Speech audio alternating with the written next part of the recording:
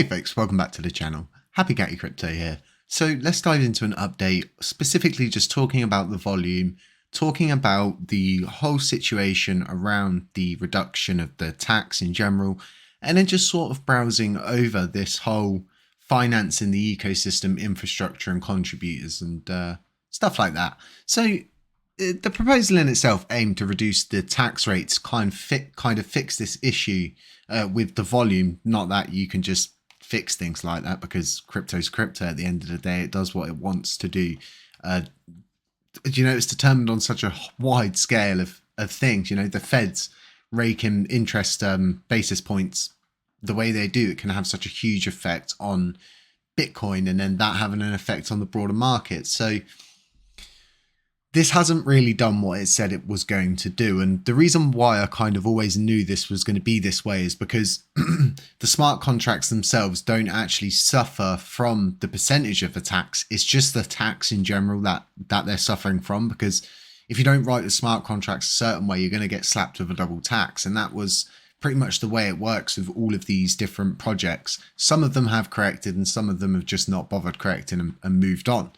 But we're just not seeing, this huge influx of people moving back. And I really don't think that lowering the tax rate was a good idea anyway, because we had agreed it at 1.2%. It just gave, CXs the opportunity to kind of say, well, they're really not setting what they want.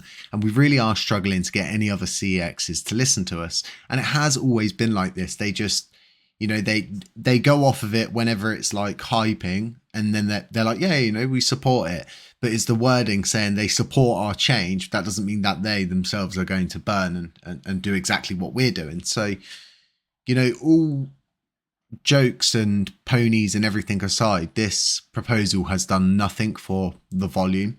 And a lot of people were, getting hyped because we saw that one day with the big deposit, and it's pretty simple and pretty obvious what that was, of new validators coming on board and all of those different transactions we showed you, but we're just not seeing a huge change. We've seen more coins get delegated, but that's simply new validators coming on board and people self-delegating coins to themselves to get higher vote power.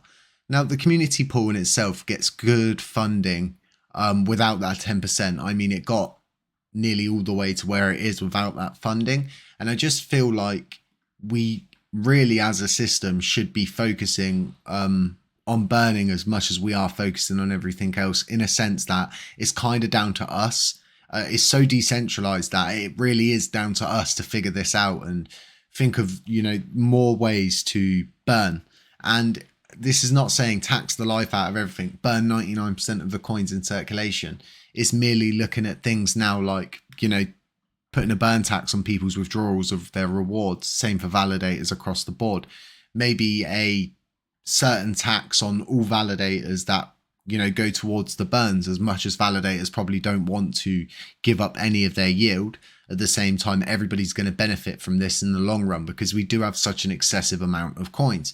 And if we really can get a steady burning system going and really get it moving to show people, look, we're burning, 1 billion every couple of days, every 5 days, it's going to attract more people, because that's how SHIB's got to where it is off of this kind of law of attraction, where they could burn X amount of coins, it could be worth this much. People do all the graphs and scales and Excel spreadsheets and all those different things to hype people up.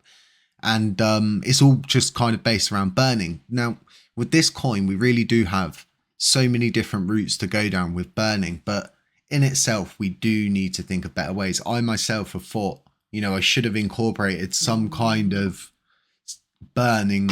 Happy. Sorry, the cat's just jumped up straight on the desk and knocked everything over. In itself, everything that is happening with Terror Rebels and the funding, however it goes, they do need funding, and they can get funding, and funding is readily available, and anybody can make a community pool proposal. I know it's not enough to keep them going forever, but at the same time, regardless of what route that money takes, it will and it should be used for funding the devs and infrastructure and things like that.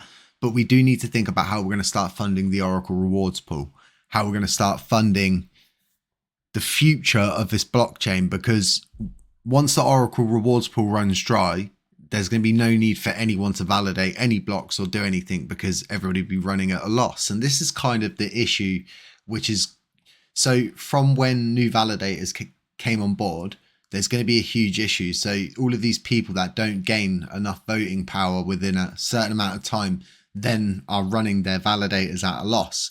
And even if that be with the machines they're using, the power they're taking out of the grid and having to pay for, they're going to be running at a loss. And I think all nodes outlined it somewhere quite well, that within a month you'll see nodes start to drop off if they don't gain enough voting power. So I think it's more important than ever to ensure that all nodes are working as best as they can to educate their their smaller communities on exactly what the technology is, what it does, how you can benefit from it. And hopefully a lot of these people will go for auto compounding, because I know that's something that's really wanted by a lot of people. But I'm looking at other things. I'm really trying to think outside of the box as to how we can incorporate USTC into our validating node and try figure out some kind of way to pretty much get the best of both worlds under the node.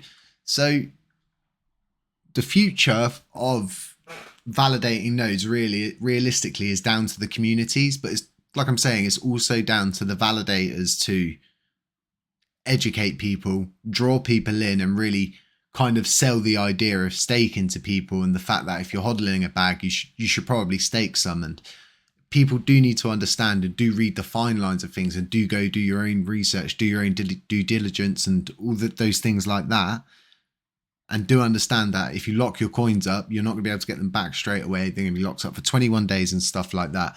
But as it stands with the burn tax, folks, let me know in the comment section what you think, because I honestly believe we should be looking at different kind of ways in the system where we can incorporate a tax, start thinking about possibly moving the tax rate back up to 1.2%, but instead of pushing it all the way to 1.2% on the burn rate side, allocate 0.2% for the Oracle rewards pool, and then allocate the rest to burn, or 2% to go to the dev pool. I honestly believe a dev pool is more than needed right now to further the movement and to ensure that the developers always have a pool that's specifically for them, not one that's mixed in with the community funds and project funds and stuff like that, one specifically for the devs themselves that come with its own proposal type, like I've explained, and they can do emergency funding and all those sorts of things like that. Keeps it decentralized and keeps it in the know and keeps everybody happy. Can you hear that? That rain's absolutely insane. Guys, I'm going to leave it on that note. Do stay safe out there. Catch you in the next one. Not financial advice. Beware of scammers, doppelgangers, anybody pretending to be me. Catch you in the next one.